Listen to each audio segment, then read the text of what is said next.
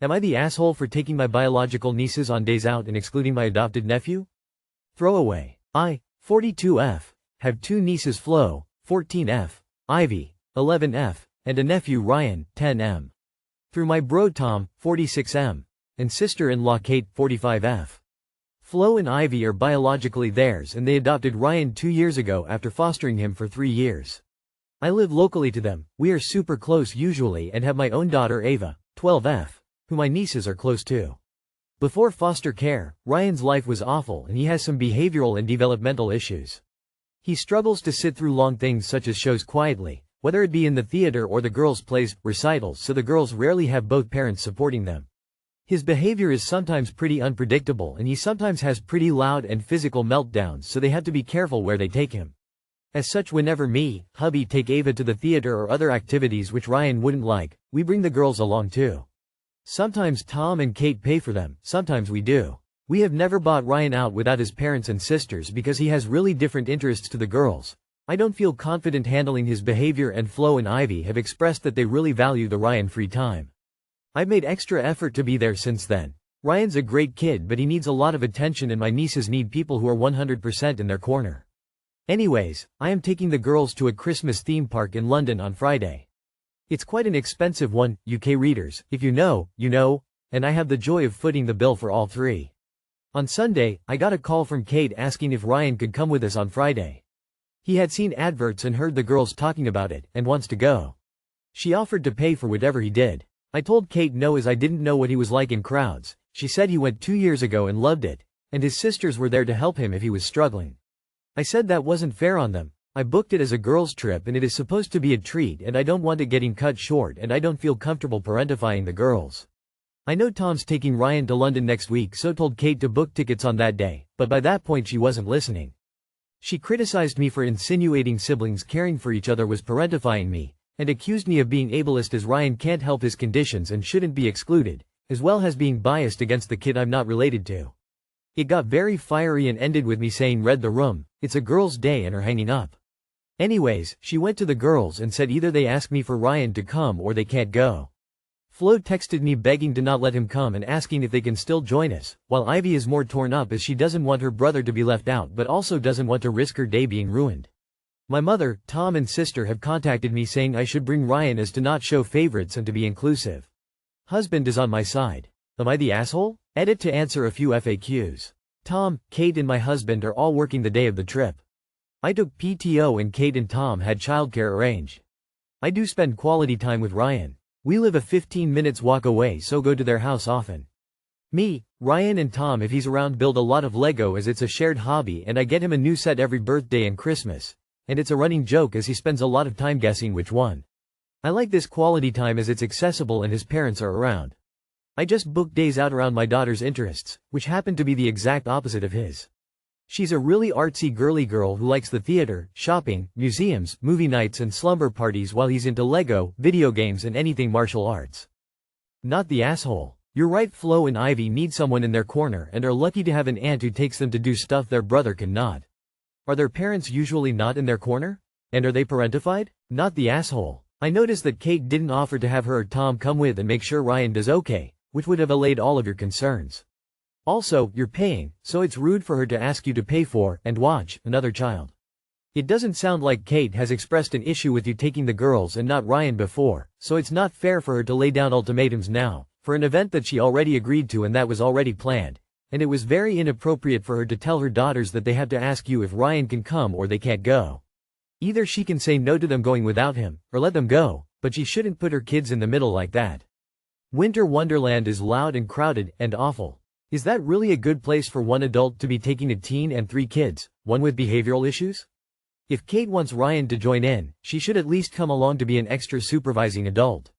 ETA. Typo on the number of kids. Info. Do you ever take just Ryan out without the girls? Or do you just take the girls out without Ryan? I struggle with this one as someone who is a child who was in similar shoes as Ryan, so I deeply feel for him wanting to be involved, and it's unfortunate that it's not a possibility.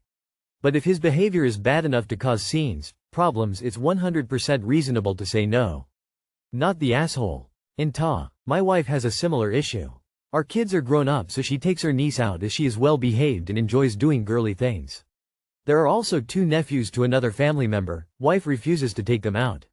They are complete little shits that won't stop misbehaving. Life is too short to take on extra shit. Am I the asshole for calling CPS on my parents for not enrolling my sibling in school? My parents found Christ during COVID and completely turned a 180, and not for the better. They have gone down the rabbit holes and conspiracies that the earth is flat, COVID was fake, space isn't real, etc. For reference, my sister was 6-7 when they'd left the province we are from and took her out of school. They came back to our hometown last year, and they never enrolled her in school because they now believe that the school system is too corrupt and full of the devil's teachings. My sister is now 9 and cannot read and is also in the beliefs that I shared. Myself and others in our family have come to my parents with our concerns, and they dismiss us and tell us school is evil and full of lies, like the earth being round. I am scared for my sister and her future. Also, I have not yet called, but do plan to call CPS because even with threats from our family getting CPS involved, they don't seem to care or take it seriously. Too long did not read. My parents are having a religious psychosis issue and are preventing my 9-year-old sister from learning, going to public school, and developing relationships to help her grow. Should I get CPS involved? Posted in another group because I didn't realize there were so many, lol. ETA. It's Child and Family Services in Canada. I forget it's not the same as the States. CASI believe. Not the asshole. I'm not against homeschooling, as long as there's actually school happening, and it doesn't sound like there is in this case. This sounds like unschooling, which in my opinion is neglectful. However, keep in mind, depending where your parents are located, they very well could be within legal rights to unschool. I know a lot of states have little to no restrictions on what needs to be taught. Is there anything else that could warrant a CPS call just in case they are within legal rights? Space isn't real? Wow, not the asshole. Call, and thanks for looking out for your sister. Both of you deserve better than this. Never believe, trust in newborn Christians, never. They have a chronic deficiency of sanity and intelligence. You need to report them. Your sister should not be collateral damage for their unhinged beliefs. Pretty sure this is illegal. Call CPS for your sister's sake. Not the asshole. Not the asshole. The Bible tells us to love each other and to cherish children. Jesus and the prophets are all about people learning and growing as people. There is nothing in Holy Scripture about the earth being flat or space not being real. No serious person believes these things. We love the science that is a gift from God. Stunting a child's learning deliberately is a sin, as is allowing them not to be able to read and learn the scriptures for themselves. It is not a position of love. You alerted authorities to serious neglect on your parents' part, which was an act of love to your sibling. Am I the asshole for not allowing my boyfriend to sell my PS4 to buy a PS5 for us? Some context, I 22, F, and my boyfriend 27, M, are both gamers. My boyfriend and I have been dating for 4 years now. We live together, and are basically attached by the hip. I love him, but one problem. I was a gamer before I met him. He lost his console a few months prior to us getting together, so when we started dating I allowed him to play on mine as much as he wanted. At first it wasn't an issue for me, but as time went on, he hogs the thing. He plays every single chance he gets every day. It's not that he is neglecting his responsibilities. We clean and cook together. We both work full-time. But when we're done he hops onto my PS4 and goes ham. Whenever I ask if I can play, there's always this attitude. He sits, arms folded. I can see him constantly shaking his head in my peripherals, huffing the whole time. This completely ruins my entire mood every time, so I give the controller back and suddenly he is super happy again, nothing wrong. He says the ones I play are boring to watch, mostly Dragon's Dogma, which I have played for years and is my comfort game, because he doesn't understand the game or storyline even when I've tried explaining it to him. He only likes FPS and hunting games, which I have played on occasion because he asked me to play it with him, but really not my cup of tea. He wants to buy a PS5, which I was excited about since I thought he finally saved enough for it and I get to play on my console again without having to ask or feel guilty. But then he got confused and said he wants to sell mine to have enough to buy the new one. Gaming is also a hobby I love and have done for years before I'd even met him, so I don't want to take that away from him. We can't afford a second console without selling the first, but in the last 4 years I barely get to play on a console that I own. And I think this is only gonna get worse once he gets the new one, since he will be contributing the most money towards it. I had a mental breakdown about this and went non-verbal for a while. He can't understand why I'm being so emotional about it.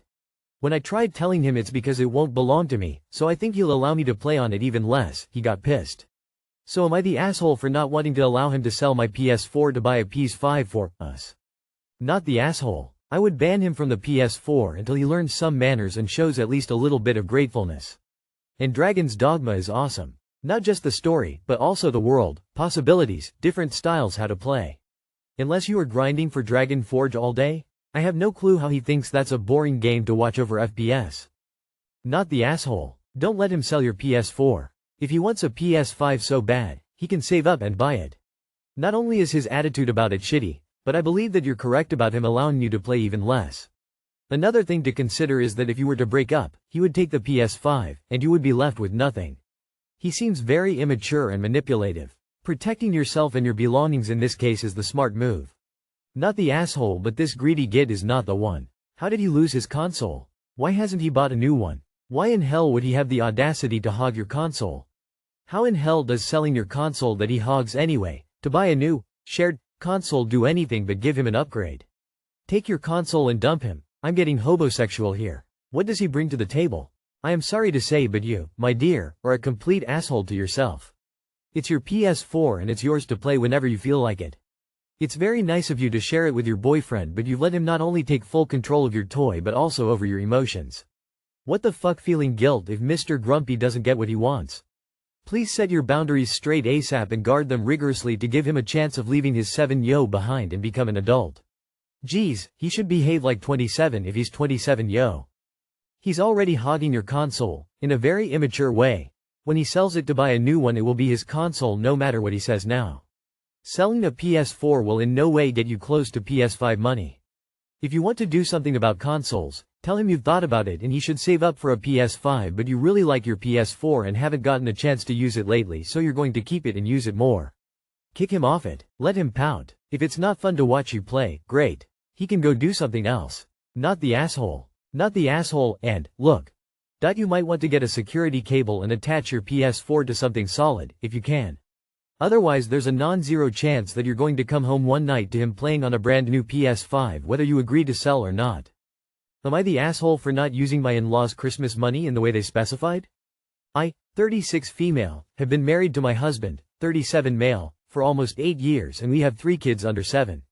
My husband's family lives a 4-hour flight from us and in a location that is very difficult to travel to at Christmas time, so it's long been established that we don't travel to them at Christmas time, and there are no hard feelings about this at all.